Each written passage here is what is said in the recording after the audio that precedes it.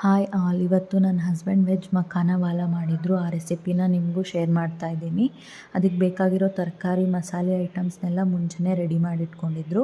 ಇವಾಗ ಒಂದು ಕಡಾಯಿಗೆ ಎಣ್ಣೆ ಹಾಕ್ಕೊಂಡು ಸ್ವಲ್ಪ ಚಕ್ಕೆ, ಜೀರಿಗೆ, ಈರುಳ್ಳಿ, ಕರಿಬೇವು, ಹಾಗೆ ಸ್ವಲ್ಪ butter, tomato, coriander powder, garam masala, cashew nuts, kasuri methi, chilli powder, chilli, ginger garlic paste, ಉಪ್ಪು, ಬಟರ್ ಹಾಕ್ಕೊಂಡು ಫ್ರೈ ಮಾಡ್ಕೊಂಡು ಇದರಲ್ಲಿರೋ ಚಕ್ಕಿನ ತೆಗೆದು ಪೇಸ್ಟ್ ಮಾಡಿ ಎತ್ತಿಟ್ಕೋಬೇಕು.